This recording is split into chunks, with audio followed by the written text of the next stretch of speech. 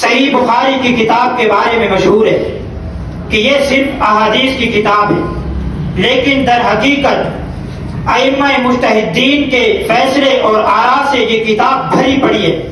خاص طور پہ حسن بصری رحمۃ اللہ علیہ، ابراہیم نخعی رحمۃ اللہ علیہ، ان کے فیصلوں سے بھری پڑی ہے، ان کے آراء سے بھری پڑی ہے۔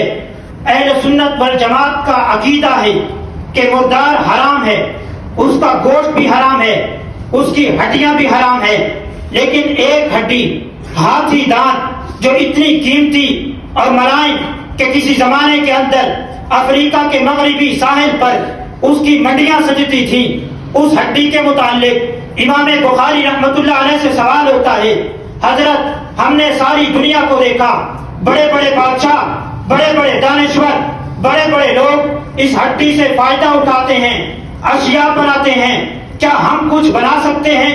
ہمارے لیے جائز ہے یا نہیں؟ امام بخاری رحمۃ اللہ علیہ کتاب الطہارت کے اندر اشیاء کے پاک اور ناپاک ہونے کی بحث میں یہ نقل کرتے ہیں کہ میں نے اس مسئلے کے متعلق کوئی حدیث نہیں پائی، لیکن میں نے اپنوں سے پہلے علماء کو دیکھا، اپنوں سے پہلے ائمہ کو دیکھا کہ ینتشطون بہا، وہ اس ہڈی کے ذریعے کنگھیاں بناتے تھے، اپنے بال سنوارتے تھے، پھر انہی سنوارے ہوئے بالوں کے ساتھ نماز پڑھتے تھے۔ وَكَانُوا يَنْتَحِلُونَ بِهَا، اسی ہڈی کے ساتھ شیشیاں بناتے تھے، اسی شیشی میں خوشبو بھرتے تھے، اسی شیشی میں خوشبو کا تیل بھرتے تھے، اسی تیل کو سر پہ لگاتے تھے، اسی خوشبو کو تن پہ لگاتے تھے، اسی خوشبو کے ساتھ، اسی تیل کے ساتھ نماز پڑھتے تھے۔ ہم نے امام بخاری رحمۃ اللہ علیہ کو دیکھا، ائمہ کے فیصلے اور آراء کو ذکر کر رہے ہیں۔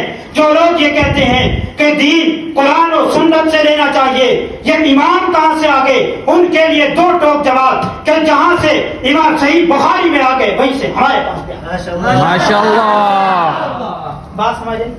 جی۔